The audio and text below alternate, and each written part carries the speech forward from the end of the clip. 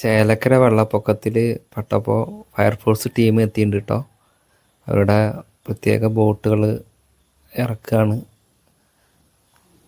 എന്നിട്ട് നമ്മുടെ അവിടുത്തെ പ്രാദേശികമായിട്ടുള്ള ആൾക്കാരുണ്ട്. യുവമോർച്ചയുടെ അജിത്ത്, INTUCയിലത്തെ പ്രകാശേട്ടൻ, വിജയേട്ടൻ, അവരുടെ അടുത്ത് കാര്യങ്ങൾ ഇങ്ങനെ ചോദിക്കുകയാണ്.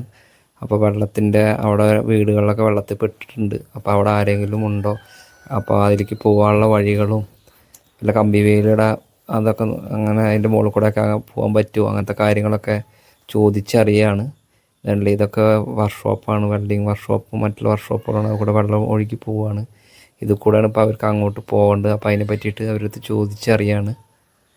അപ്പോൾ 1-2 പേര് അവരുടെ ഒപ്പം വരണം എന്ന് പറയാണ്. കാരണം ദിശ അറിയാൻ വേണ്ടിയിട്ട്, അങ്ങോട്ട് പോകാൻ വേണ്ടിയിട്ട്.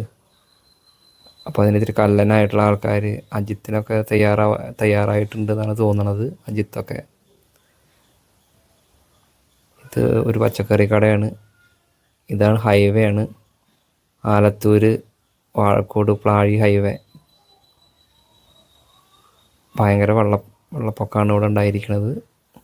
ഇവിടെയല്ല, കേരളത്തിൽ മൊത്തത്തിൽ, വയനാട് മറ്റുള്ള പല സ്ഥലങ്ങളിലും വെള്ളത്തിൽ വളരെ ബുദ്ധിമുട്ടിയിട്ടിരിക്കുകയാണ് ആൾക്കാർ. ചേലക്കരയിലാണ് കാണുന്നത്. റോഡൊന്നും കാണാനില്ല.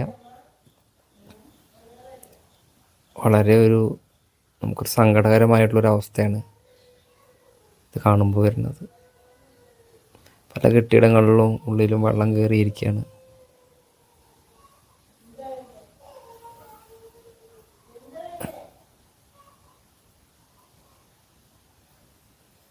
വളരെ ഒരു വിഷമമാണ് ഇത് കാണുമ്പോൾ തന്നെ.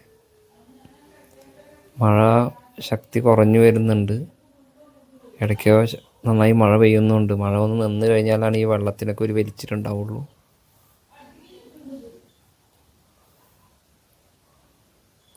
ഇപ്പോൾ ചേലക്കര പഴയന്നൂർ ഭാഗത്തേക്കൊന്നും ഗതാഗതം അപ്പാടെ നിർത്തിവെച്ചിരിക്കുകയാണ്. പോകാൻ പറ്റില്ല.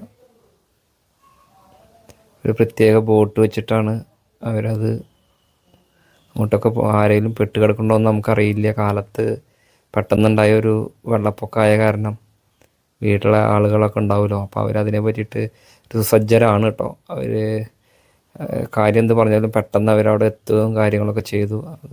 നമുക്കൊരു